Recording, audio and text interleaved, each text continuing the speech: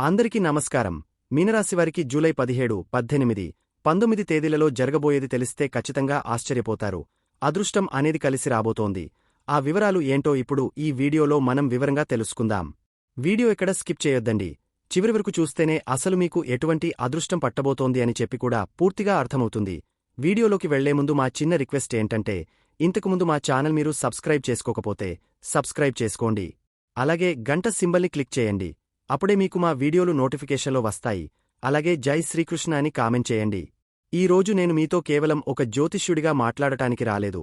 మీలో ఒకడిగా, మీ బాధను అర్థం చేసుకున్న ఒక స్నేహితుడిగా, మీ గుండె భారాన్ని పంచుకోవడానికి, మీ కన్నీళ్లను తుడవడానికి, చీకటిలో దారి చూపే చిన్న దీపాన్ని వెలిగించడానికి వచ్చాను. గత 3 సంవత్సరాలుగా, ముఖ్యంగా ఏలినాటి శని ప్రభావం మొదలైనప్పటి నుండి మీరు పడుతున్న వేదన, మీరు అనుభవిస్తున్న నరకం నాకు తెలుసు. అది మాటల్లో చెప్పలేనిది, అక్షరాల్లో వర్ణించలేనిది. అది అనుభవించిన వారికి మాత్రమే తెలిసే ఒక అగ్నిపరీక్ష. ఒక్కసారి గతాన్ని గుర్తుచేసుకోండి.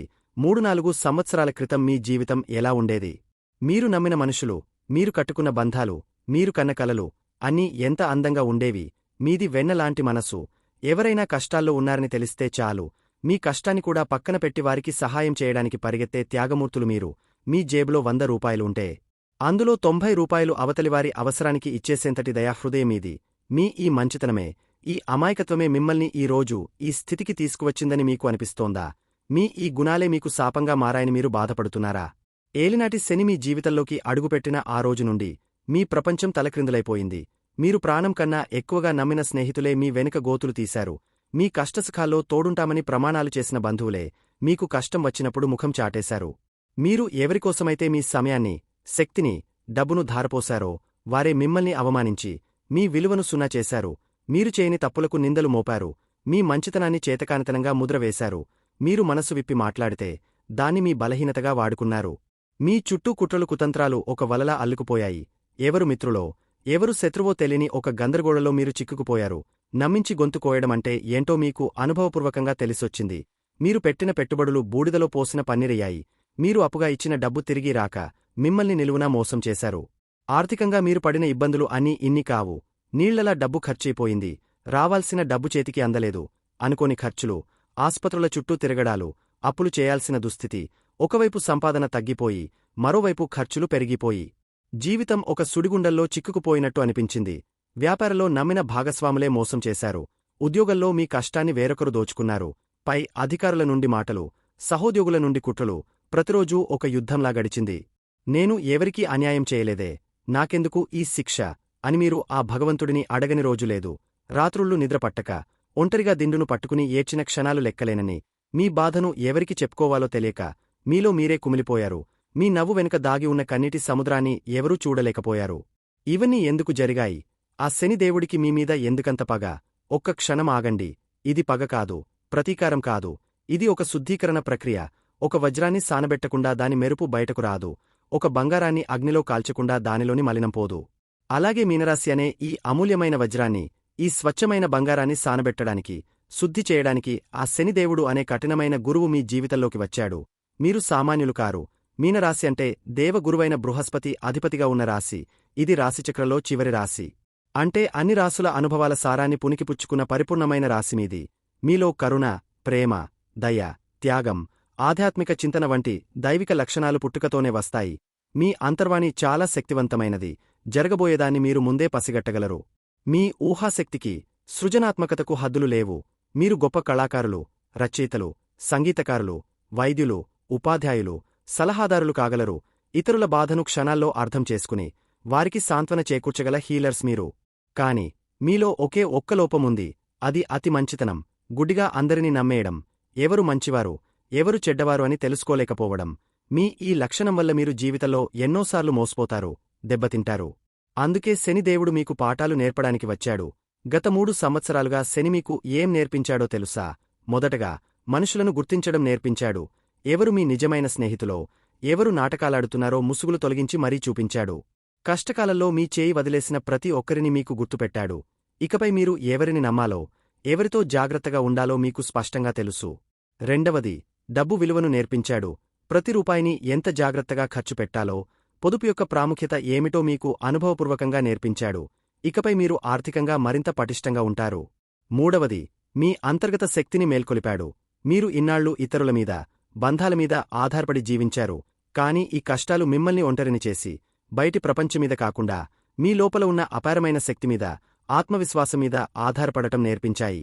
ఇప్పుడు మీరు ఎవరి తోడూ లేకపోయినా ఒంటరిగా పోరాడగల యోధులు. చివరిగా, ఆధ్యాత్మికంగా మిమ్మల్ని ఉన్నతులుగా తీర్చిదిద్దాడు. సుఖాల్లో ఉన్నప్పుడు దేవుడు గుర్తుకురాడు, కాని కష్టాలు చుట్టుముట్టినప్పుడు, అందరూ వదిలినప్పుడు మనకు కనిపించే ఏకైక ఆశ ఆ భగవంతుడే.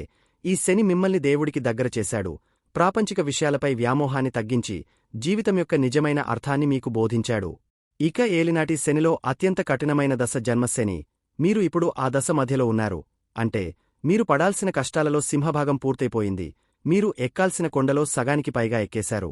ఇక ఇక్కడి నుండి మొదలయ్యేది దిగువ ప్రయాణమే. చీకటి తొలగిపోయి, వెలుగు రేఛలు కనిపించే సమయం ఆసనమైంది. మీకు రాబోయే అవకాశాలు ఎలాంటివో తెలుసా? ఈ అగ్నిపరీక్ష నుండి బయటకు వచ్చిన మీరు ఇక మామూలు మనుషులుగా ఉండరు. మీరు ఇప్పుడు సానబెట్టిన వజ్రాలు. మీ విలువ మీకు తెలిసింది, ప్రపంచానికి కూడా తెలియబోతోంది. మీరు పడిన అనుభవాలు మిమ్మల్ని గొప్ప జ్ఞానులుగా మారుస్తాయి. జీవితం గురించి, మనుషుల గురించి మీకు తెలిసినంతగా మరెవరికీ తెలియదు. మీ మాట కోసం, మీ సలహా కోసం జనం ఎదురుచూస్తారు. కరుణ, నాలెడ్జి, అనుభవం కలిసిన మీరు గొప్ప నాయకులు కాగలరు. మీరు కేవలం అధికారం చెలాయించే నాయకులు కారు. ప్రజల హృదయాలను గెలిచే జననేతలు అవుతారు. శని నేర్పిన క్రమశిక్షణ, గురువు ఇచ్చిన నాలెడ్జి, మీ సహజమైన సృజనాత్మకత, ఈ మూడు కలిస్తే మిమ్మల్ని ఆపగలిగే శక్తి ప్రపంచంలో లేదు. మీరు ఏ రంగంలో అడుగుపెడితే ఆ రంగంలో శిఖరాలను అధిరోహిస్తారు. వ్యాపారంలో మోసపోయిన మీరే, రేపు 100 మందికి ఉపాధి కల్పించే స్థాయికి ఎదుగుతారు. ఉద్యోగంలో అవమానాలు పడిన మీరే, రేపు ఉన్నత పదవులను అలంకరిస్తారు. డబ్బు, హోదా కన్నా ముఖ్యమైనది ఆత్మసంతృప్తి. మీరు ఇతరులకు సహాయం చేసే కౌన్సెలింగ్, హీలింగ్, బోధన, సామాజిక సేవ వంటి రంగాలలోకి వస్తే, మీరు పొందే ఆనందం, సంతృప్తి వెలకట్టలేనివి. మీ జీవితానికి ఒక సార్థకత లభిస్తుంది. కాబట్టి మీనరాశివారు ఇక కన్నీళ్లు ఆపండి. జరిగింది ఒక పీడకల అనుకోండి. ఆ కల మిమ్మల్ని భయపెట్టడానికి రాలేదు, మిమ్మల్ని బలవంతులుగా చేయడానికి వచ్చింది. మీమీద మీకు జాలిపడటం ఆపండి. తల ఎత్తండి. మీ కళ్లల్లోని ఆ నిరాశను తుడిచేసి, ఆ స్థానంలో ఆత్మవిశ్వాసం అనే అగ్నిని రగిలించండి. మీరు ఓడిపోవడానికి పుట్టలేదు. మీరు సముద్రమంతటి లోతైనవారు, ఆకాశమంతటి విశాలమైన హృదయం కలవారు. చిన్న చిన్న అలలకు, తుఫానులకు భయపడే పిరికివారు కాదు మీరు. మీరు ఈ ప్రపంచానికి మార్గనిర్దేశం చేయగల దీపస్తంభాలు. గతాన్ని ఒక పాఠంగా స్వీకరించండి. వర్తమానంలో ధైర్యంగా నిలబడండి. భవిష్యత్తును మీ చేతులతో నిర్మించుకోండి.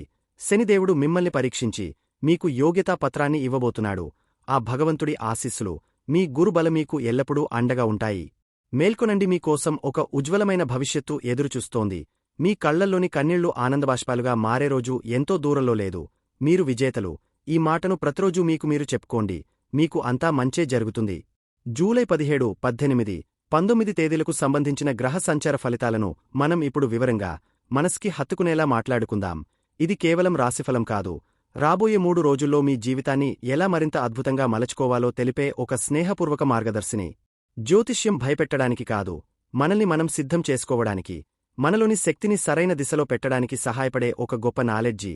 కాబట్టి రాబోయే ఈ 3 రోజులను మనం పూర్తి ఆత్మవిశ్వాసంతో, సానుకూల దృక్పథంతో స్వాగతిద్దాం. జూలై 17 గురువారం రోజు మీ రాశిలోనే, అంటే మీ మొదటి ఇంట్లోనే, చంద్రుడు మరియు శని భగవానుడు కలిసి ప్రయాణిస్తున్నారు. ఇది వినడానికి కొంచెం బరువుగా అనిపించవచ్చు. మీలో చాలామందికి ఉదయం లేవగానే మనసులో ఏదో తెలియని ఆందోళన, ఒకరకమైన ఒంటరితనం లేదా పనుల మీద అనాసక్తి కలగవచ్చు. మీ ఆలోచనలు నెమ్మదిగా సాగుతున్నట్టు, ఏ నిర్ణయం తీసుకున్నా అది సరైనదేనా కాదా అన్న సందిగ్ధత మిమ్మల్ని చుట్టుముట్టవచ్చు. కాని ఒక్క క్షణం ఆగండి. ఇది మిమ్మల్ని బలహీనపరచడానికి వచ్చిన గ్రహస్థితి కాదు, మిమ్మల్ని మరింత బలవంతుని చేయడానికి, మీ అంతరంగంలోకి తొంగి చూసుకునే అవకాశాన్ని ఇవ్వడానికి వచ్చింది. శని భగవానుడు ఒక కఠినమైన గురువు లాంటివాడు. ఆయన మనల్ని పరీక్షిస్తాడు, కాని ఆ పరీక్షలో నెగ్గితే జీవితంలో ఎప్పటికీ ఓడిపోని స్థైర్యాన్ని ప్రసాదిస్తాడు. చంద్రుడు మనస్కి కారకుడు, కాబట్టి ఈ రోజు మీ మనస్సుని ప్రశాంతంగా ఉంచుకోవడం అన్నిటికన్నా ముఖ్యం. కుటుంబ విషయానికి వస్తే, ఈ రోజు మీరు ఎక్కువగా మాట్లాడాలనిపించకపోవచ్చు. మీ వాళ్లు ఏదైనా అడిగినా చిరాకు పడకండి. మీ మానసిక స్థితిని వారికి సున్నితంగా వివరించండి. ఈ రోజు నాకు కొంచెం సమయం కావాలి, నన్ను కాసేపు ఒంటరిగా వదిలేయండి అని చెప్పడంలో తప్పులేదు. మీ 4వ ఇంట్లో గురు భగవానుడు ఉండటం వల్ల, మీ కుటుంబ సభ్యులు, ముఖ్యంగా మీ తల్లి మిమ్మల్ని అర్థం చేసుకునే ప్రయత్నం చేస్తారు. ఇంటి వాతావరణం మీకు ఓదార్పునిస్తుంది. అనవసరమైన వాదనలకు దిగకుండా మౌనంగా ఉండటమే మేలు. ఆరోగ్యపరంగా, మానసిక ఒత్తిడి శారీరక అలసటగా మారవచ్చు. తలనొప్పి, నీరసం వంటివి రావచ్చు. కాబట్టి బాగా నీరు తాగండి. వీలైతే కాసేపు ధ్యానం చేయండి లేదా మీకు ఇష్టమైన ప్రశాంతమైన సంగీతం వినండి. ఈ రోజు కఠినమైన వ్యాయామాల జోలికి వెళ్లకపోవడమే మంచిది. ఉద్యోగస్తులకు ఈ రోజు ఒక సవాలుగా ఉంటుంది. మీపై పని ఒత్తిడి ఎక్కువగా ఉంటుంది. పై అధికారుల నుండి మాటలు పడాల్సి రావచ్చు. అయినా సరే, మీ 6వ ఇంట్లో ఉన్న కుజుడు మరియు కేతువు మీకు శత్రువులపై విజయం సాధించే శక్తిని ఇస్తున్నారు. మీ సహోద్యోగులు మిమ్మల్ని కవ్వించాలని చూసినా, మీరు మీ పనితోనే సమాధానం చెప్పండి. వాదనలకు దిగితే మీరే నష్టపోతారు. ఈ రోజు మీ ధైర్యాన్ని, సహనాన్ని పరీక్షిస్తున్నారని గుర్తుంచుకోండి. వ్యాపారస్తులు ఈ రోజు పెద్ద పెట్టుబడులు పెట్టడం, ముఖ్యమైన ఒప్పందాలు చేసుకోవడం వంటివి వాయిదా వేసుకోవడం ఉత్తమం. డబ్బు విషయంలో చాలా జాగ్రత్తగా ఉండాలి.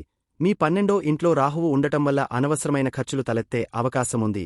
ప్రతి రూపాయి లెక్క చూసుకుని ఖర్చు పెట్టండి. విద్యార్థులకు మాత్రం ఇది ఒక అద్భుతమైన రోజు. మీ 5వ ఇంట్లో సూర్యుడు, బుధుడు కలిసి ఉండటం వల్ల మీ తెలివితేటలు, గ్రహణ శక్తి తారాస్థాయిలో ఉంటాయి.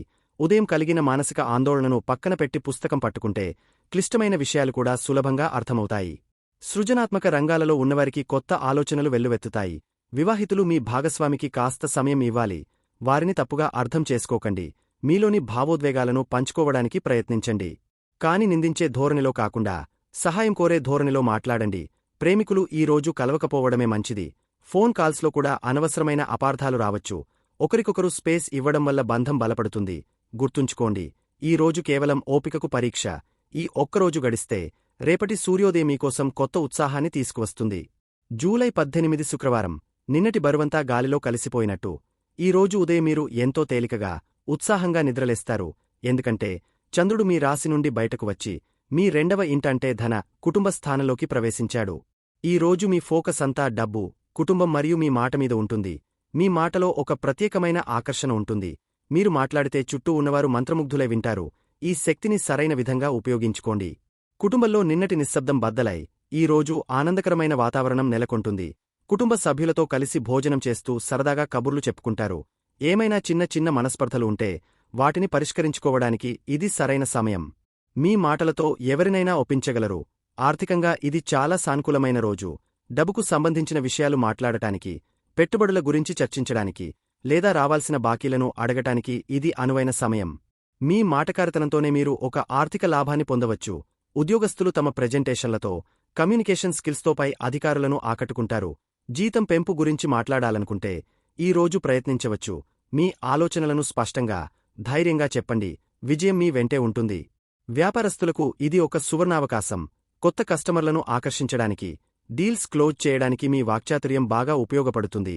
మార్కెటింగ్ మరియు సేల్స్ రంగాలలో ఉన్నవారికి ఇది తిరుగులేని రోజు. మీ 3వ ఇంట్లో ఉన్న శుక్రుడు మీ ప్రయత్నాలకు మరింత అందాన్ని, విజయాన్ని జోడిస్తాడు. చిన్న ప్రయాణాలు లాభదాయకంగా ఉంటాయి. ఆరోగ్యం చాలా మెరుగుపడుతుంది. మానసికంగా ఎంతో చురుగ్గా ఉంటారు. అయితే 2వ ఇంట్లో చంద్రుడు ఉన్నప్పుడు రుచికరమైన ఆహారం తినాలనే కోరిక పెరుగుతుంది. తినడంలో కాస్త నియంత్రణ పాటించడం మంచిది. విద్యార్థులు తమ ప్రాజెక్టులను, సెమినార్లను సమర్పించడానికి ఇది గొప్ప రోజు. వైవా లేదా ఇంటర్వ్యూలకు హాజరయ్యే వారికి విజయం తథ్యం. మీ 5వ ఇంట్లో ఉన్న సూర్యబుధ యోగం మీ తెలివికి, మీ 2వ ఇంట్లో ఉన్న చంద్రుడు మీ మాటకు బలాన్ని ఇస్తారు. వివాహితులకు ఈ రోజు ఎంతో ఆనందంగా గడుస్తుంది. మీ భాగస్వామితో మనసు విప్పి మాట్లాడుకుంటారు. ఒకరికొకరు బహుమతులు ఇచ్చుకోవడం, కలిసి బయటకు వెళ్లడం వంటివి చేస్తారు. ప్రేమికులకు నిన్నటి దూరం ఈ రోజు దగ్గరవుతుంది. మీ మాటలతో మీ ప్రేమను వ్యక్తపరచండి. మీ బంధం మరింత బలపడుతుంది. మొత్తానికి ఈ రోజు మీ చేతిలో ఉన్న ఆయుధం మీ మాట. దాన్ని వినయంతో, వివేకంతో వాడండి. విజయాలు మీ పాదాక్రాంతమవుతాయి. జూలై 19 శనివారం. నిన్నటి ఉత్సాహం, సానుకూల శక్తి రోజు కూడా కొనసాగుతుంది. చంద్రుడు ఇంకా మీ 2వ ఇంట్లోనే సంచరిస్తున్నాడు. కాబట్టి కుటుంబం, డబ్బుకు సంబంధించిన విషయాలు ఈ రోజు కూడా ప్రాముఖ్యతను సంతరించుకుంటాయి. అయితే ఈ రోజు శనివారం, అంటే శని భగవానుడికి ఇష్టమైన రోజు. ప్రస్తుతం మీ రాశిలో ఏలినాటి శని నడుస్తున్నందున ఈ రోజు మీరు చేసే పనులలో క్రమశిక్షణ, నిజాయితీ, కష్టపడి పనిచేసే తత్వం చాలా ముఖ్యం. ఆర్థికంగా ఈ రోజు తొందరపడి ఖర్చు పెట్టే రోజు కాదు. నిన్న డబ్బు సంపాదన గురించి ఆలోచిస్తే ఈ రోజు ఆ డబ్బును ఎలా పొదుపు చేయాలి, ఎలా సరైన మార్గంలో పెట్టుబడి పెట్టాలి అనే దీర్ఘకాలిక ప్రణాళికలు వేసుకోవడానికి అనువైన రోజు. శనిదేవుడు మనకు స్థిరత్వాన్ని ఇస్తాడు. కాబట్టి భూమి, ఇల్లు లేదా బంగారం వంటి స్థిరమైన ఆస్తుల గురించి ఆలోచించడం మంచిది. కుటుంబంలో మీ మాటలకు విలువ ఉంటుంది. కాని ఆ మాటలు బాధ్యతాయుతంగా ఉండాలి. కుటుంబ పెద్దగా లేదా బాధ్యతగల వ్యక్తిగా మీరు కొన్ని ముఖ్యమైన నిర్ణయాలు తీసుకోవలసి రావచ్చు. అందరి మంచిని కోరుతూ మీరు తీసుకునే నిర్ణయాలకు కుటుంబ సభ్యుల మద్దతు లభిస్తుంది. ఉద్యోగస్తులు ఈ రోజు కష్టపడి పనిచేయాలి. మీ శ్రమను శని భగవానుడు గమనిస్తూనే ఉంటాడు. ఈ రోజు మీరు చేసే పనికి ఫలితం వెంటనే రాకపోయినా భవిష్యత్తులో అది మీకు గొప్ప పేరును, ఉన్నత స్థానాన్ని తెచ్చిపెడుతుంది. సోమరితనాన్ని దరిచేరనీకండి. వ్యాపారస్తులు తమ వ్యాపారంలో ఉన్న లోటుపాట్లను సరిదిద్దుకోవడానికి, అకౌంట్స్ సరిచూసుకోవడానికి, భవిష్యత్ ప్రణాళికలను పటిష్టంగా రచించుకోవడానికి ఈ రోజును ఉపయోగించుకోవాలి. మీ 6వ ఇంట్లో ఉన్న కుజకేతువులు ఇప్పటికీ మీకు పోటీలో పైచేయి సాధించేలా సహాయం చేస్తూనే ఉన్నారు. మీ ప్రత్యర్థుల ఎత్తుగడలను ముందే పసిగట్టి వారిని చిత్తు చేసే శక్తి మీకుంది. ఆరోగ్యపరంగా పాత ఆరోగ్య సమస్యలు ఏమైనా ఉంటే వాటిపట్ల శ్రద్ధ వహించాలి. క్రమశిక్షణతో కూడిన జీవనశైలి, సరైన ఆహారం, వ్యాయామం ఈ రోజు చాలా అవసరం. విద్యార్థులు కష్టమైన సబ్జెక్టులపై దృష్టి పెట్టాలి. శనిదేవుడు కష్టపడేవారికి ఎప్పుడూ అండగా ఉంటాడు.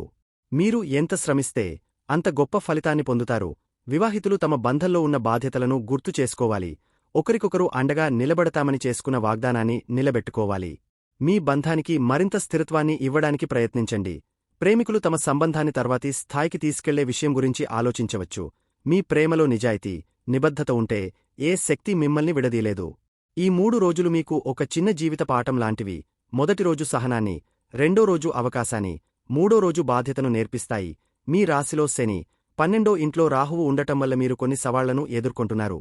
కాని అదే సమయంలో 4వ ఇంట్లో గురువు, 5వ ఇంట్లో సూర్యబుధులు, 6వ ఇంట్లో కుజకేతువులు మీకు అండగా నిలబడి అపారమైన శక్తిని, తెలివిని, ధైర్యాన్ని ఇస్తున్నారు.